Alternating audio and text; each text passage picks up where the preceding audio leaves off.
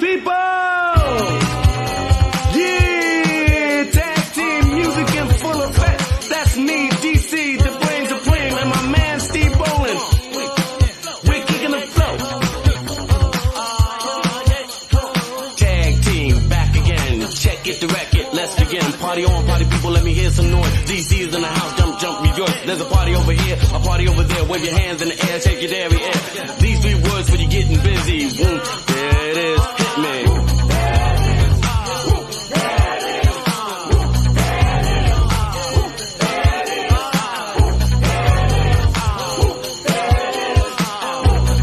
Welcome to the Hall of Fame podcast. Upside down and inside out, about to show all you folks what it's all about. 2024 Philly season.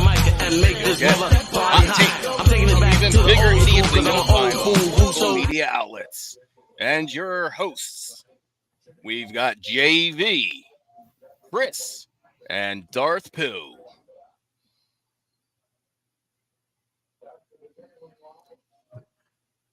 There you go.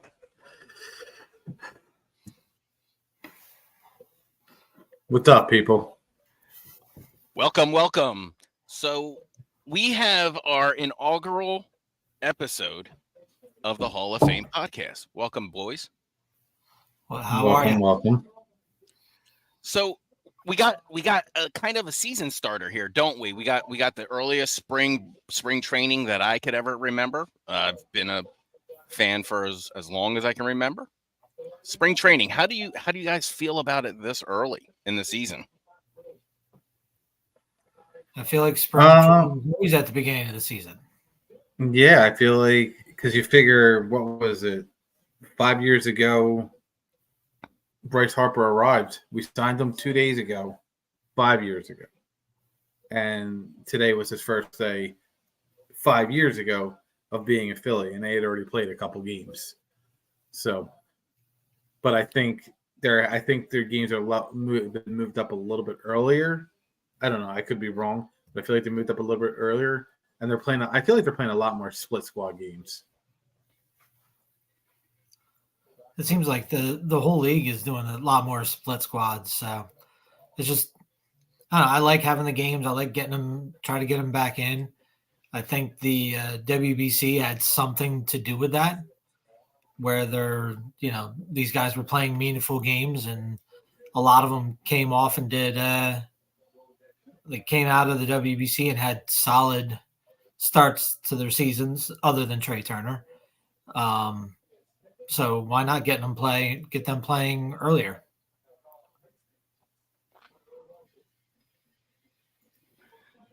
So you're now talking about all of the schedules that are coming up, right? You've got these plays that that are going to start formulating, like lineups that can start cohesively working together, right? Where do you guys envision platooning during spring training, which we know has to happen, right? The guys are getting looks. How do you think that is going to impact the actual roster that we're going to get into the roster and who's on the 40 man as of whatever everyone's got their right. There's already your invites, spring training invitees. We've got quite a few of them on there that are, Bellotti.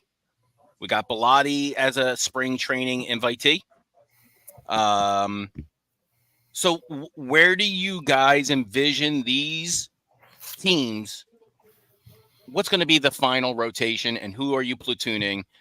Are we wasting time doing looks? That's the main question. Well, you figure you got Wheeler and Nola are your 1 and 2. And that's a given. I think what's his name is the number 3. Obviously, Ranger Suarez is number 3. Number 4, it could be Christopher Sanchez. It's not a guarantee. But Spencer Turnbull looked really good today. He was making people look silly at the plate today. Well, he's not the only free agent, right? Right. You still got Ort. You still have, as a matter of fact, have the Phillies signed a left-handed pitcher yet? Have we picked anything up either as an invitee or as a free agency? No. No. No, is that a concern? No. Left-handed pitching is always a concern. There's 2 right now, I think, on their roster. So, I mean, you need left-handed pitching to get through the season. If you go too heavy right-handed, you're going to come up against guys like Soto and, what's his name down in Atlanta, that you're going to need those lefty-on-lefty matchups. So You got Alvarado. Well, it was a trick question because no one brought up the $1 million kid. Hold on. You got Alvarado. You got Soto. And you got Matt Strom. They're all left-handers. And where's your $1 million kid? Who? My man Colby. That's the guy. Colby's the guy. He's gonna change I know he's gonna change everything, right? He is gonna make us the best team ever. Right? You can't. He's a surefire. Don't worry about Andrew Painter anymore. No, it's Colby. Is it Allard or Allard? Allard. We're just gonna go with Allard. Are we? Is that what we're going with? Allard? I mean, you want to. I know you guys aren't worried. I'm worried. So, you want Colby Allard, who thinks is going to be the maybe a stop in the bullpen. I don't know. The guy's got a career ERA where you can now get his career ERA is over 5, which is he can only get 2 hot dogs at Dollar Dog Night now. There's only one lefty I trust implicitly on this team. Like when he gets up there, I've got no issues. I don't chalk it as a win, but I know I'm going to see something either really decent putting down. And we know that's Ranger, right? That's just Ranger. Soto, I'm not sure. Come on. We've seen his ERA hit 18 before. So you trust him? Coming out of the bullpen, I mean, yeah, he's the only lefty I trust out of the bullpen. That ain't saying much. You don't trust Strom? Well, Strom, I don't want him in the bullpen. Cage? No, I don't want Strom in the bullpen. I want him up to start in the beginning of the year. No, he's not. Matt Strom is not going to be the number 5. I know he's not, but I think he deserves it. Now they're probably going to go with someone. Now, if they go with Kerkering, I'm going to be shocked. I'm going to be super shocked. I know they talked about it last year. He's not in the right spot. He's not really a closer. He's not. I get worried they're going to give him or Hoffman the nod.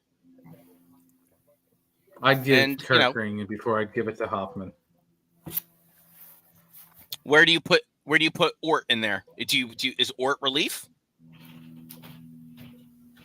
Who the hell is Ort? A Caleb Ort. The guy they just got recently. Yeah, I think he was cashed from Baltimore. Yeah. Yeah. Nasty stuff. Is he a non-roster? He's not even. He's an invite. He's an invite. But like I said, Turnbull would probably get the spot before he would, and Turnbull's looking, like I said, looking okay. But I'm honestly worried about it. I know Colby Allard got lit up his first outing, right? What would he have, like 3 or 4 innings in there, and they torched him, right? I mean, he got tattooed in the first inning for 3 runs. Yeah. I thought it was 4 runs. Damn, it's You're crazy. So high on this kid Caleb Ort, who he has a 7.8 career ERA. So I like him. So they've always thrown him in they've tried to force him as a starter, right? They forced him in that kind of that spot. I'm more worried about our relief this year. They held up really well last year. They're like the only thing that I and that's a rare thing to have in Philly, isn't it? I remember the days of Jeff Geary relief, okay?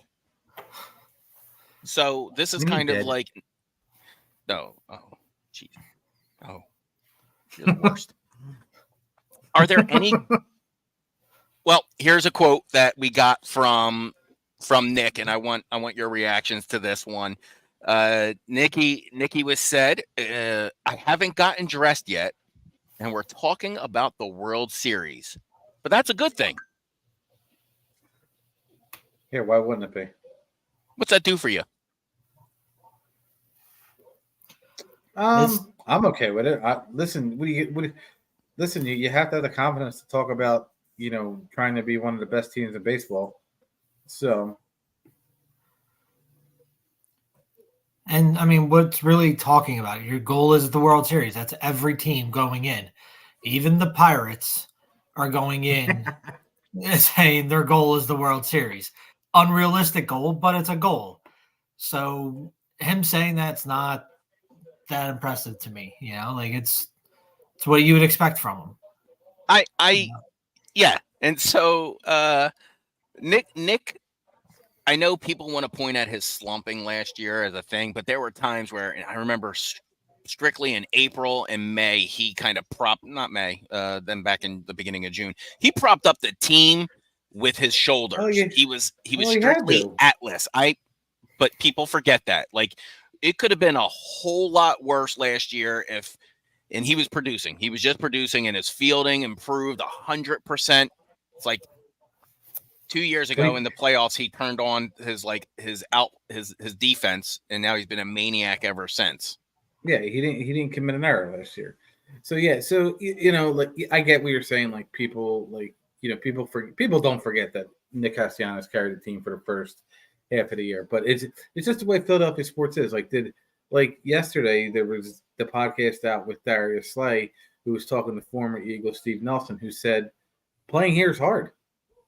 Playing here is really hard. Like it's not for the weak-hearted. Like if you don't have strong physical, mental health, Philadelphia sports fans will get on you. We expect a lot out of you. And look at Bryce Harper. He's been here 5 years, and he wants to end his career here. That brings up one of the questions right here. Steve's got, are you extending Harper? We will get to that. I want you to button up what you're saying because you're right. You're bringing up an excellent point. I want you to drive it home what Nick means to the team, and if that statement is along the lines of a J roll, we're winning this thing. I mean, listen. It's too listen. I'm not. I'm Phillies. First in hand. But listen, they see the Braves have to they have to have the Phillies on their radar. They have to. Oh, no doubt. No doubt. And that's one of the Acuna for MVP was Steve's comment.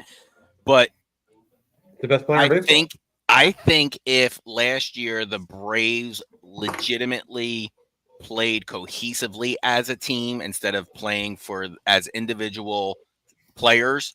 Now remember they made a real big they made some huge moves for trading before midseason. Like they knew exactly what holes to plug and when to plug them. So I commend them for that, but the guys never formed cohesively as a team. They never played small ball together.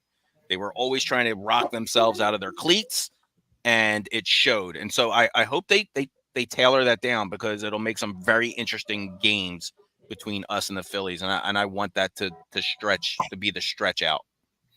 Listen, when both teams are good, it's good for baseball. Yeah. People hate the Braves and people hate the Phillies. Like it's just, when you and people hate the Phillies because they're Philadelphia. That's all there is to it. And no one cares about the Nationals and no one cares about the Mets. No one cares about the Mets. The Mets are the laughing stock of baseball. The Mets are going to continue to Met. So, as frustrating it is for Jeremy to be a Pirates fan, it's, they're just not well, you know what they expect from the. I compare the Mets fans to the Dallas Cowboys fans. If they're winning every year, you're not. Like, there's a reason you haven't won since 1986. So what do we do? Do we extend Harper? Do we do this, Jay? Like, is this something you think Dave D's got to get in the books before opening day? I don't think it has to be before opening day. Okay. I think really what Harper was saying was that it's just something he would like to get done. They've started the conversations. But he even flat out said he realizes that Wheeler needs to get extended first. You know, there's other guys on this team that he knows for continued success, they need to get done first. But he would like to extend and get his career and end his career here. And I think that was just conversation more than it was a demand, like some of these outlets are making it be. And, you know, like one guy's like, oh, it's putting a wedge between the team. Like, no, it's not. He's saying he would like to stay here for his career. He probably goes to these guys and like say, hey, why don't you stick around as well and see what you can get done and get this could go for a very long time. These guys are relatively young in baseball age. So, you know, you get a Trey Turner. Well, Turner's already got a really long deal, but you get guys like Bohm and Stott to stick around and add a few extra years onto their contracts. And then it makes it easier on the GM too, to plug holes later. They don't have as many holes to plug, you know? And so I think I think he said it because he was asked the question, and just flat out saying, yeah, I'd like to get it done, but it's not my priority right now. And I think that's what he's been saying the whole time. Yeah. Right, and you're 100% right. It was brought up that he wants to end his career in Philly, and he wouldn't mind an extension. But we all know how the Philadelphia sports media is. They twist words, and they just say, "Oh my God, he wants more money." Listen, the guy's going to get money wherever he goes. Like, let's be real. You know, he's a 13-year deal for $300 million. For people that, like, realistically, it's a discount. Like, yeah, you know, I would extend him for 5 years. You know, you add on, now it's 15 years. Now you have to look at it as now you're going to have Harper for another 3 years after Trey Turner's contract is done, or you defer that money, like Bobby Bonilla and the Dodgers. Shohei, Bobby B payday. Yeah, and so I think you do a 3. I think you do a 3 year with a 1 year optional at the end, like an extension. Do the talk in there, make that a Bobby B payday. But that's where I'm at with it, and I think you need to do this probably before the All-Star break this year, right? Because if you're not shored up, well, the reason I say that is it worries me that if you're not shored up with Wheeler by then, I don't know what you're doing. I don't. Like, you're almost blatantly asking to it's going to bring the morale of your guys down, right? Because he's your priority signing, no doubt. So when I say I feel like all of those guys that JV just mentioned, you're talking about, like, come on, your Bohms, your Stotts, those guys need to start getting their payday. And Dave is going to have to start forking over some money, because all he's doing is spending a lot of money on free agency and not his home talent. When is the home talent payday going to hit? And I think that's important here. I think that's very important in Philadelphia. I think the paydays need a hit with homegrown talent. Yeah, I mean, you kind of saw it a little bit with Nola getting paid. Yeah, he could have got a lot more going somewhere else, so maybe he took a discount for it. But, you know, at least that's a homegrown guy that, you know, Dave's like, okay, we got one. Keep working one at a time. And, you know, too many people, I think, put all the pressure to sign all of them all the time as quickly as. Yep. And I think he's sitting back and going, you know what, let's get one done at a time. Let's, you know, the ones with the most urgency to get done, you know, getting Wheeler extended is your biggest urgency. And I think as long as he's proving, and Wheeler is saying as well, that they're having conversations and they're trying to get it done, I don't think it brings the morale down that much as long as they're both upfront about saying they're having conversations and they're really having them, because they can say whatever they want in the media, but when you go behind the closed doors, is Wheeler going to these guys saying that Dave's not doing his part, or are they coming back like, hey, yeah, we really are talking. That's really my agent's job to do, but burning question. We're talking about paydays, right? You're talking about getting the best guys in the best positions paid to be doing the job we want them to do, right? Yeah. When does Jake Cave get his payday, Chris? Every Friday, like everybody else. How do you think baseball players get paid? Like, how do you think the checks come in? Is it like bi-weekly? Do you think they get a bi-weekly check? I think it's bi-weekly. I would love to know how that works. Yeah. What's his name? McCutcheon's check leaked while he was in Pittsburgh the first time around in Pittsburgh. And I think it said the pay period had it on there as like a 2-week period. No shit. Yeah. Oh, wow. Like and there was somebody else's that leaked too. And because they were talking about what the taxes that they pay and all the tax that they have to pay. Look at that. It's each weekly. week. Yeah, it's paid weekly. Their base salary is paid weekly. out twice a month. Every it's Tuesday. Paid out twice a month during the regular season, and during the playoffs, the players receive a player's share. How many players do you think actually are like, oh shit, man, I got to really stretch these bills? Like, oh, I'm broke till next pay. How many? Do you think any MLBer actually says that? I'm sure there's some. They're like, oh, dude, I couldn't get groceries. I was just waiting for my paycheck. It's like anything else. You got to look at their expenses. I mean, what do they want to do? Like, they want to live that lavish and have that $1 million car? Yeah, you're going to live paycheck to paycheck. You can't get that Bugatti until next pay. Right. But the guy that's driving around a Honda Accord, he's probably not sitting there saying, I can't make payday. All right, give me your number one glaring issues on the roster. Hold on, real quick. You were talking about you're gonna have to pay the Bohms and all that, correct? You have to. Bohm isn't due for any kind of contract extension until 2027. Bryson Stott isn't due for a contract for any kind of contracts until 2028. From now until 27. Stott is on arbitration, and then the same with Bohm. His last year is 2026. That's right. Bohm won arbitration. He's a free agent. That's right. Bohm won arbitration. So they're gonna keep going. They're gonna keep doing it. That was good for the team. They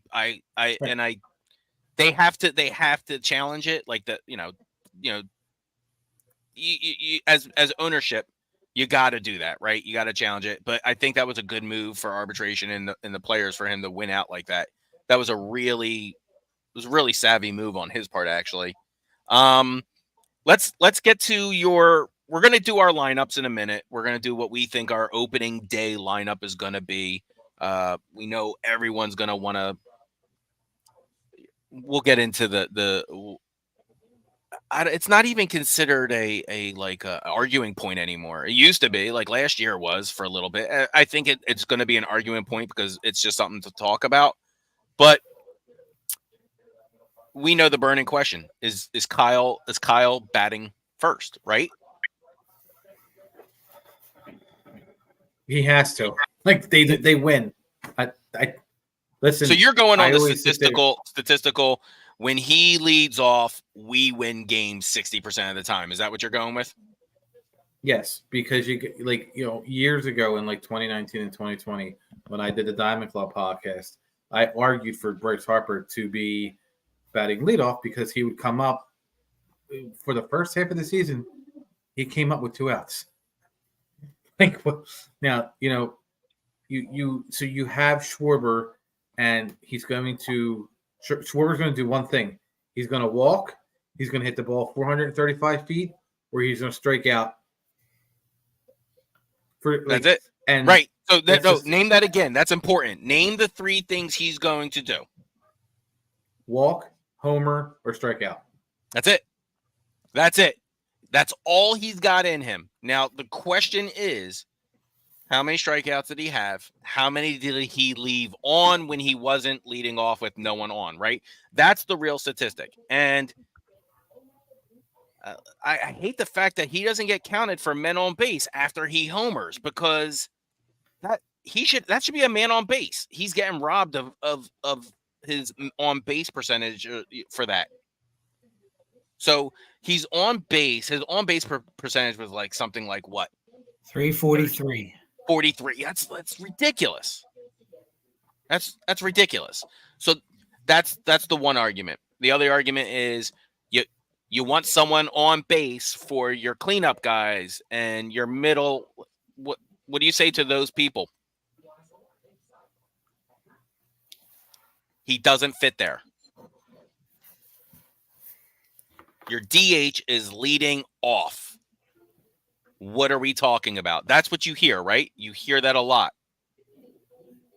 Yeah, but so what's the pushback? What's the problem?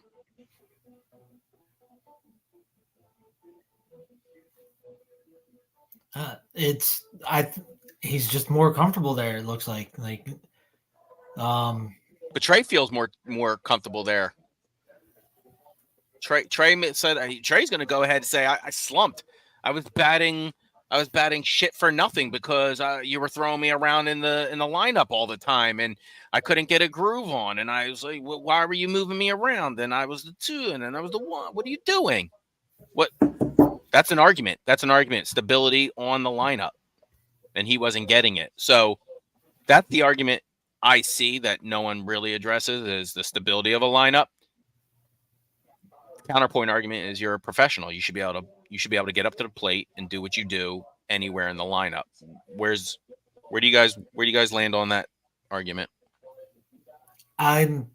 Look, you're only lead off once a game. So other than that, I care about a guy's on base percentage. I don't care how you get on base. If you hit a home run, that counts, helps your on base. You walk, you're on base. That your percentage goes up.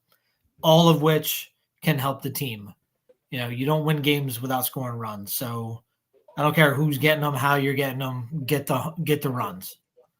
How many leadoff home runs did he have this year, Chris? I don't know off the top of my head. To be honest, I don't know. Don't you have to Google so here's my thing. Batting first. I do, but all right, let's let JV's going to go for it for us. I want home runs out of the number 1 spot where he was batting first. That doesn't mean it was a leadoff home run, but it was where he was when he was in the leadoff position. How many? 34. It's not what he had in the season. So he's saying he had closest spot was 6 home runs, batting 5th. Okay, so like the question that you guys brought up, you only lead off once in the game. And yeah, statistically, I think it's like the person who bats the most by like 33.7% is the first position. Then the second one, it drops off by like 0.2 of a hundredth or something. So it's like 335 or something, and then 334. So, statistically speaking, it's negligible, right? We're talking tenths of a thousand. So to me, I don't care where they bat as long as there is a run production to it. That's it. Yeah. The name of the game is batting them in, right? Touch that home plate. I don't care if they somehow manage a way for a ham sandwich to figure out somewhere in the lineup that just works. Okay. Like, here we go. And Chris, I joke about it too much with you because I know it irritates you, but like the right person for the right job at the right time is what you do.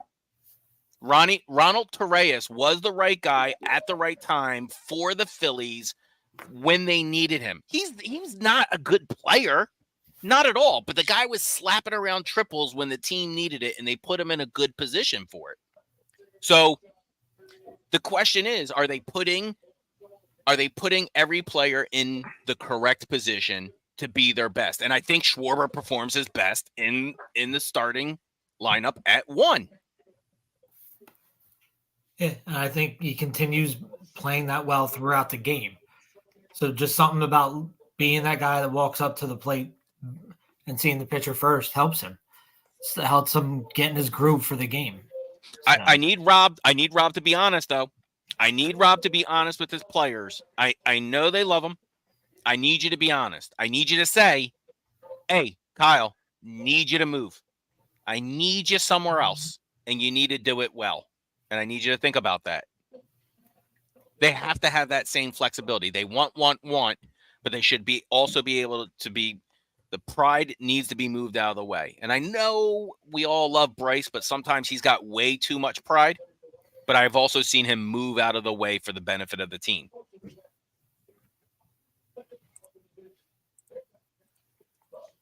So, by the way, Kyle Schwarber had 11 leadoff home runs last year.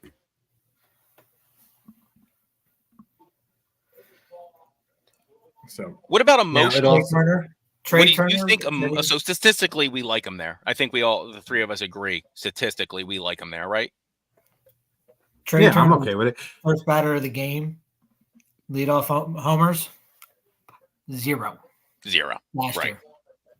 What do you think emotionally? Like as just baseball watchers, you've got, I think I religiously got into baseball when it was in my teenage years. I just kind of watched it when I was younger, but teenage years, I discovered the math of it. I discovered the strategy of it, the chess game of it, the odd little minutia of the old time rules and the I don't know, the regalness that came with the game, right? Emotionally, how do you feel about Schwarber at first? Does it still bother you though? Wait, batting first or playing first? Batting first. Oh, I'm okay with it. Yeah. Listen, something happens, the team rallies around it. If the team is okay with him batting first and they think it helps them win, and he's got that emotional edge, I'm more worried about who's batting ninth to turn the lineup over, because batting ninth basically changes how a pitcher is going to approach Kyle Schwarber the second. Yeah. Time. Right. Right. And he gets more dangerous. Is it going to be Whit Merrifield? Because listen, if Whit gets on, he's a good stolen base threat. If he's the ninth batter, if you think Whit's playing every day?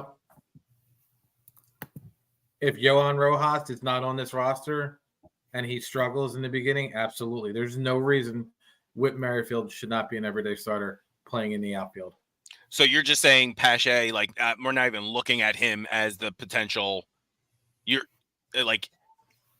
going straight to Whit. You're going to your free agency guy, not the two guys you're growing up to be big boys. I'm going with the guy who's led the league in hits 3 times in his career. There we go. The guy who's a 300 hitter. That's who I'm going with. Nothing against Pache. Listen, he's a young kid.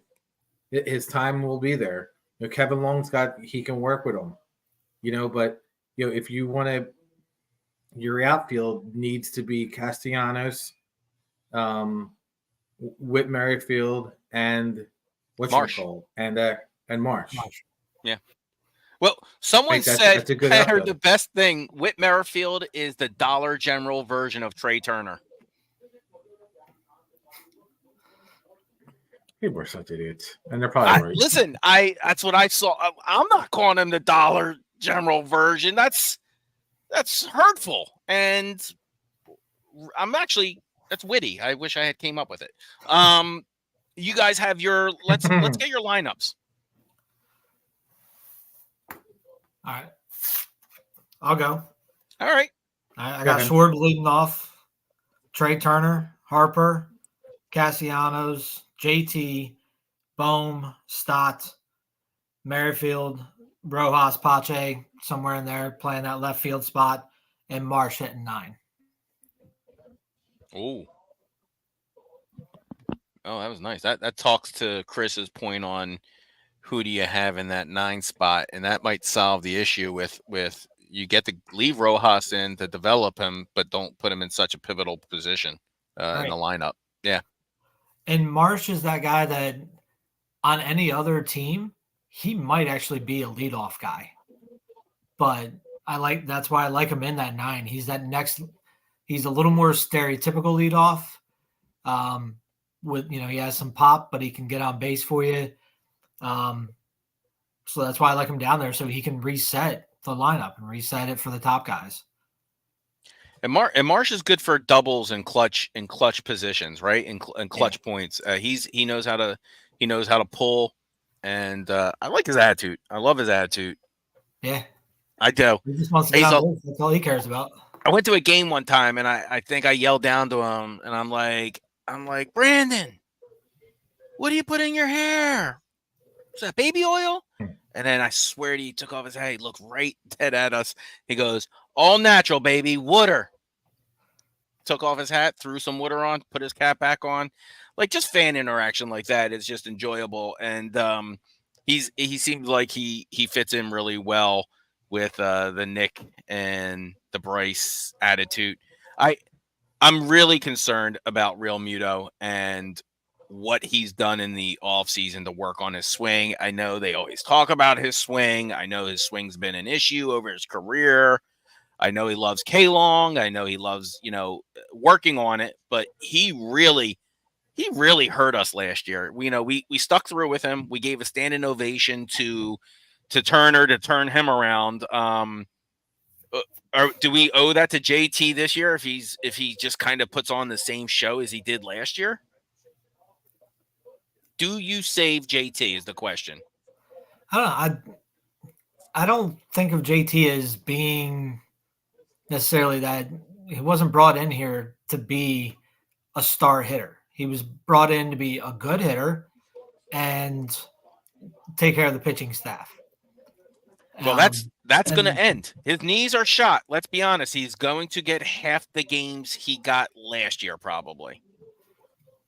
No, he's not. You cannot go into this season with that half. I think you guys are going to be shocked. Half the hungover. Stubbsy's going to be the guy you might have to go to on a more regular. And I'm okay with that. Like he's great defensively. He knows how to call a game. He's fun. He commands the squad very well on the field. I have no issues with that. And Stubbs can get you these weird hits from time. Like he gets you the weirdest knock-ins, doesn't he? Like I can think of like 3 times last year that he was just like in a weird position on the field. Didn't he pitch at one point last year? Stubbs? Yeah. I don't know if it was last year, but he definitely has pitched in the last 2 years. Listen. The only reason that Garrett Stubbs is on this team is because for his leadership. That's it. He's not a good hitter. He's not that. Listen, we all know the job is eventually going to be Marchand. I have reservations about. Is it Marchand or Marchand? I thought it was Marchand. I have reservations about Marchand. I do. For some reason, I don't know if he knows how to command a position yet. I'm never comfortable with the way he calls games. I think he throws pitchers off of their game sometimes. And I don't know if that's, you didn't do your research. You're not feeling the guy out. I don't know. I think he's doing his research. I think he just doesn't feel the guy at the plate the right way that Stubbs and Real Muto do. Like JT just knows how to. I think JT literally sits behind the plate and talks mad shit to every dude who comes up there. Like major league level, I'm talking trash about your mom. Come down there, Jake Taylor. I don't think Marchand has that. Yeah, and there's nobody free agent wise. So JT's gonna have to put up the same amount of games, roughly as last year. Why you have 2 backup catchers? Why do you have to burn him out? He clearly gets burnt out. I know he wants to push himself, but you guys are asking to push the best catcher. So I'd rather have him for a few more years playing in a reduced capacity than have him go out with a major injury this year. I need longevity in this guy. He's not young. How old? JT's what? 30? What? 5? 6? 36? How many more years did you have on his knees? I mean, it could be Sandy Alomar and catch forever. What's that? Sandy Alomar and catch forever. Yeah, some guys are just good like that, but this JT's a big dude. Big guy. And he's pretty physical. So JT's 6'1", 212, and he's 32 years old. 32. He's 32 years old. 32. I thought he was 30. Jesus, he's been in. Well, you know what? He came up pretty quickly. That's why. He came out. He was 22 years old when he came out. What's that? He was 23 when he came out. Yeah, that's pretty quick within 2 years. He's up in the majors for catcher. It's pretty quick. Guys languish in those positions for years. No, that's not true. If you're a catcher and you generally get drafted in the first round, you're up in the majors within the first 3 years. He wasn't a first round. He was third round. Right. Pull that up, dude. I call bullshit on that stat. He was major drafted bullshit. in 2010. Ben Davis, who was not a good You're baseball just gonna name player. like 4 guys? No, I want you to look at the percentage of guys. But I'm telling you, catchers who get generally drafted in the first round. All right, let's bring it up. Who's probably going to be one of the best players in the American League this year. So, but I'm gonna go back to you were doing the lineups. So yeah, I want to hear your middle lineup. I want to hear your middle lineup. I have Kyle batting leadoff. I have Trey batting second. I got Bryce batting third. I got Bohm hitting fourth. I got JT hitting fifth. Nick Castellanos sixth. Stott 7. Now, depending how the season goes, if JT's struggling, you got to flip-flop Stott and JT. And then depending on how the pitching is, if it's a right-handed pitcher, I go Marsh batting 8th and Whit batting 9th, because that way it's a better setup for when the pitcher faces Kyle the second time. Because there's times Marsh struggled. He looked silly at the plate. Well, so I think we all have it kind of like that. What did they go 3 for 27? Was that the stat? And I mean, they all had their good mom. and that stat and the NLCS. Bring up that's not something we can just sweep under the rug, though, right? That is simply because it's kind of indicative of what happened at times. It was condensed what happened over the season. That we dropped like 3 series in a row because we just couldn't figure it out. Now, at the time, I know Trey was slumping. I know that's when they caught Casty in 1-2. No, we dropped 2 games because Kimbrel sucks. Hey, listen, everyone thought Kimbrel was the guy to get, though. Every single person's. He was fine before the All-Star break, and then he sucked. After his 200th strikeout?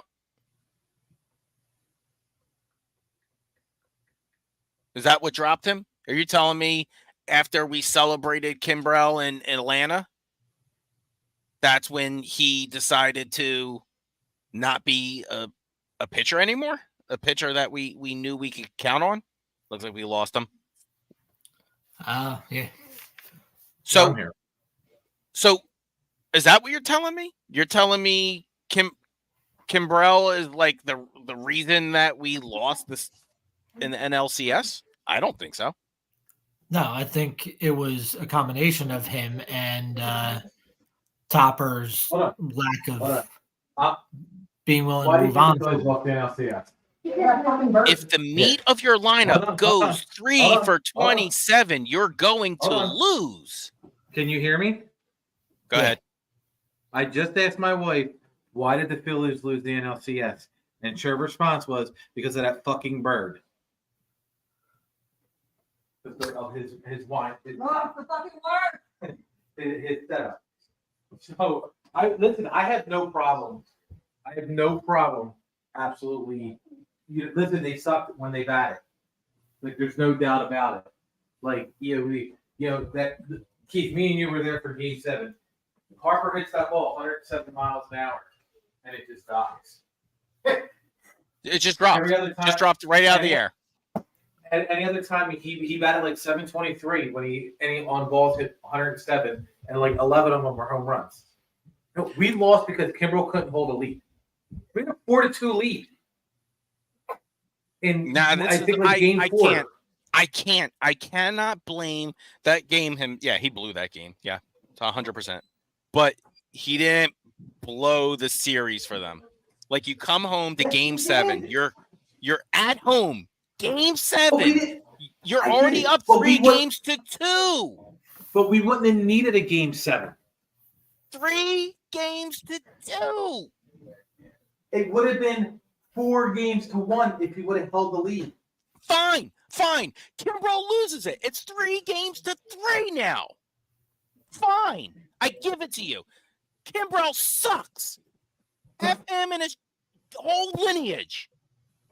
What happened Game 7, bud? They didn't show up, and we couldn't get anybody out. What happened Game 7? Where were you? Where were you at Game 7? Like that's that 3 for 27 record that I'm gonna keep pointing at because sure you can blame it the one game on the one dude who felt like I was 13 years old again, and that was Mitch Williams on the mound. That's what that felt like to me. It was gut wrenching. We all know it. We all felt it. But he didn't. He's not the reason. He's not the reason we lost that series. But he is. I can't do that. Absolutely is. Can't do that. Mitch Williams is the reason we lost that series. I could say that with complete conviction. I can't say that about Kimbrel, and I don't feel anything for him.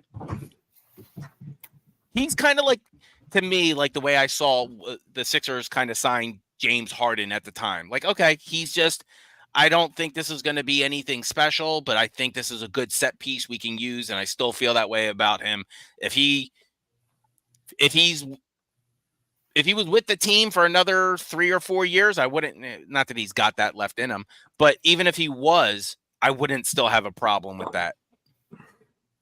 And I know that burns you. Yeah, but yeah. They don't blow Game 3. They're up 3 games to 0. And you got Arizona on the roads. When teams are down 3 games to 0, they have different approaches. They go to swing more. They go to swing at they're going to try and every hit is going to try and be a home run. So to sit there and not put any blame on him and blame it on the batters, which they absolutely deserve, they could have a chance to go up 3-1 and he blew it. It's a different aspect when you're up 3 games to 0 as opposed to 2-1 because now you gave Arizona life. That's realistic. You gave them life in their home stadium. I really want to pull up the NLCS here. I want to bring up these stats from the game that were kind of just like ugh, and I don't know if I want to do that to myself. But we're talking about Game 4. Kimbrel takes the L. He took the L, and then we just Game 4. They had a 5-2 lead in the 7th inning. With Game right, 3, but you don't go. You don't go to him. The Diamondbacks should have been swept. Well, I also have an issue with what they did to Ranger in that game. He got yanked way too quick. In Game 7, I have a real issue with that. All postseason, he got yanked too quick. Considering what the other guys like, if they struggled, they stayed in, fought through, and they were so high on Orion that they were pulling Ranger way too fast, and Orion didn't show me anything. I don't know. I got to see more from him through the regular season before you start. Like, I think he caught fire in the first round, and it was just adrenaline, and then reality set in that he was not ready for that stage in the majors yet. He should have been playing a little bit more during the regular season if they wanted to do that. Because once they got video on him, he was done. There we go.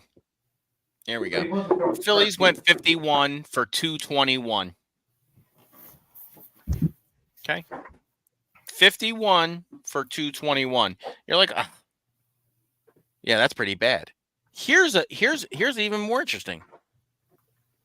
The Diamondbacks went 55 for 233. They did worse. They just had time to hit. Yeah, they hit 4 more times than us, but they also had 233 at bats. So they had about 15 more or 10 more at bats than us. That's I mean, how do you get beat looking like 55 for 221 and the other team does it even worse? So again, I'm it's a batting issue, but yes, the pitching allowed for the Diamondbacks to do that, right? Yeah. They created the opportunity for it to occur.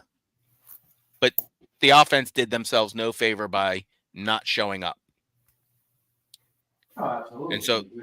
And so that begs the question, were they tired? Were they just slumping? Did they not care about Red October? I don't know.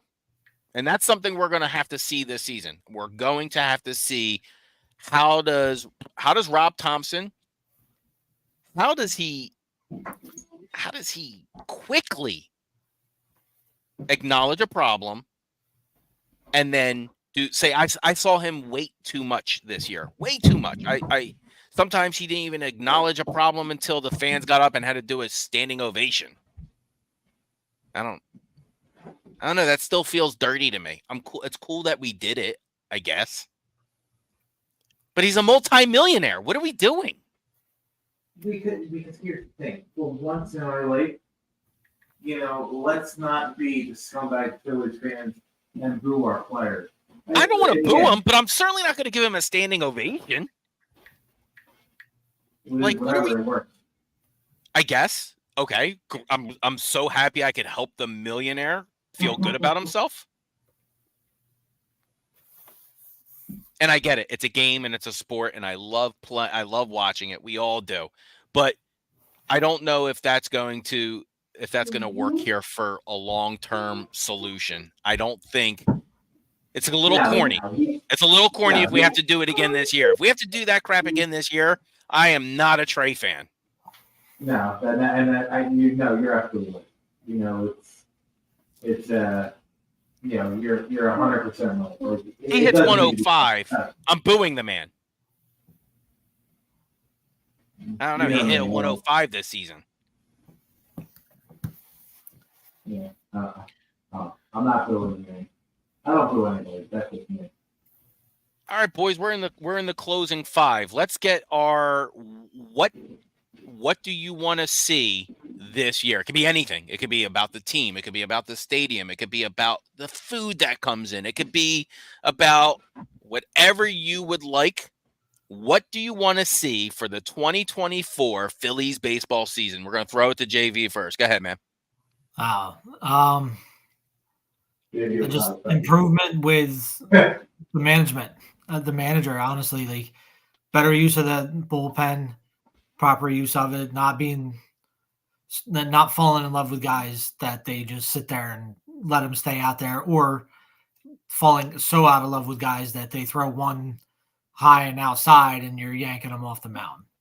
Just, better managing. We got all on Topper, he was great after getting rid of Girardi, and now everybody's like, yeah. So now it's like, will show us that you really are a good manager, not just a good team guy. So what I'm hearing is you want him to give more respect to Ranger Suarez. Yeah. and Okay. not fall in love with guys like Orion Corcoran just because he got hot for 4 innings and now he's your guy in the biggest moments of the season. I like it. So you want to see tighten up of management. All right. Yeah. Chris, what do you got for us? What is the one thing your want for the 2024 season? I want the bullpen to be healthy. There's too many people hurt last year. Alvarado was hurt. Sir Anthony was hurt. Bilotti was hurt. Yeah, you threw a dart and one of them got hurt. I need the bullpen to be not hurt, and I need it to be consistent. We need to find a closer. Like they're all the same. They can't be hurt because if they get hurt, if your bullpen gets hurt, then you don't have a closer because Alvarado. I don't know if he's got closer stuff. He's wild. I think Sir Anthony does. But if he's hurt, it's going to go to Alvarado. But if Alvarado's hurt, it's going to go to Sir Anthony. But then at that point, it's like, who do we rely on? Well, now we're having to rely on Orion because he's the next big thing. They certainly are putting all their eggs in one basket with 2 of their pitching staff. I do agree. Kirkering is getting the nod, like he is better than Sliced, and Hoffman. I think Hoffman's also getting that same kind of treatment. I think he's getting the Rob Thompson love, and I agree with that 100%. I think our bullpen did very, very well for last year, and the injuries they did have, they really kind of sustained us over quite a few games. A lot of the damage that was done by our starting pitchers last season. We know that. Nola getting lit up like the usual, finishing strong to secure himself a contract. I think that was like a Rod Tidwell movement. Show me the money, and it happened. So good for him. I'm not going to get mad about it. I'm not going to get mad about the Nola contract because I know how hard it is to even fill a pitching position with reliability, and he still got it, even though he's done what he's done to the team over certain times. The one thing I want for the 2024 Philly season is I want the Schmitter back. I want that sandwich back in the ballpark. But I'm like, well, I was going to say it, but I was going to wait for the next. I'm fat, and I'll say it. I'm proud of it. I think the food offering overall in the stadium is trash. I think they have a lot of brand names that they think pops, but it's just not quality food. There is not good food at all around the park. I think it's disgusting. I think that's why they were throwing dollar hot dogs, because they're just terrible food. I mean, if they look at it and they think this is worth less than $1 and I already paid $1 on it and I can get 5 of these and launch them, they're scumbags. Don't get me wrong. They're absolute pieces of trash. Like I don't care if you hate me now and you're listening to this, or you ever come across this and you're like, oh, I was a dude who threw a hot dog. Just know you're a piece of trash. Like, you're a scumbag. And it's okay, but I understand the how it gets that way in a stadium of savages. So I just need better food options. The pricing is what the pricing is going to be. I'm never going to get mad at that. But here we go. We went to where did we go over the summer? What park did we visit, sir? The Cleveland Indians. We went to Progressive Field, I think it was. Yeah, Progressive Field. We went to Progressive Field in, I want to say July or something. I don't know. June? Yeah, we were. Yeah, July. Yeah, it was the vacation that JB didn't know about till like 4 days until it was over. Listen, hey man, it's not my job. I'm not your travel agent. I'm not going to invite you to a vacation you should have been invited to anyway. That stadium. First of all, we were. I want to say. We were treated like royalty. Really were. We really were. We had Phillies gear on, head to toe, all 3 of us. No, I think Timmy, your brother-in-law, was wearing a Hawaiian stupid shirt or something. I don't know. He stuck out like a sore thumb. But you and I were wearing Harper stuff. We were getting Attaboy Harper. We were getting we were just getting all of the love. Oh, we love Harp. We love Philly. You guys are awesome. I don't want to visit there. We're afraid to go there. Stuff like that. Oh, how do you live there?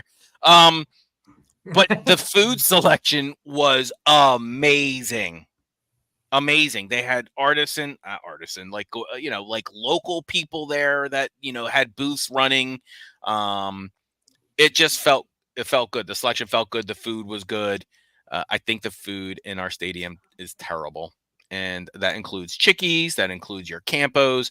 The best thing you did was Manco and Manco. I mean, like, let's be honest. But it's not going to be Manco and Manco. It's Aramark making all of these foods. Oh, look at that! I look great. Look at that. It was amazing. Like, again, we were treated like royalty. It was very cool. They were way too nice. That shit would not happen in Philly. No. No. So whose jet are we taking to London for that series? No, you got to fight Melissa for that. I have zero desire to be over in Europe, so you guys can have my ticket. If you told me Europe disappeared tomorrow, okay, all right. Anyway, yeah. So, and this is, and hold on, before we go, this is what I think of Jake Cave. Yeah? From what I hear, you couldn't hit water if you fell out of a fucking boat. I hate it.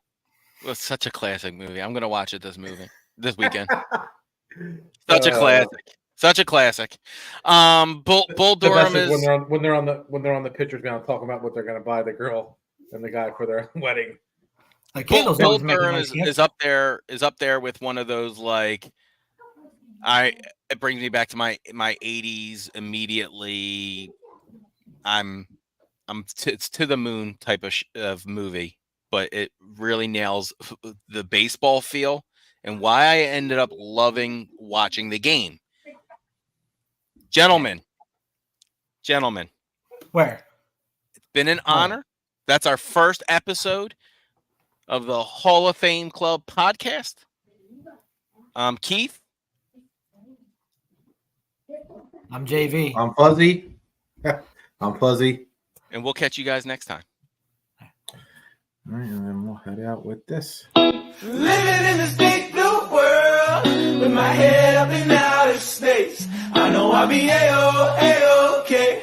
I know I'll be A-OK.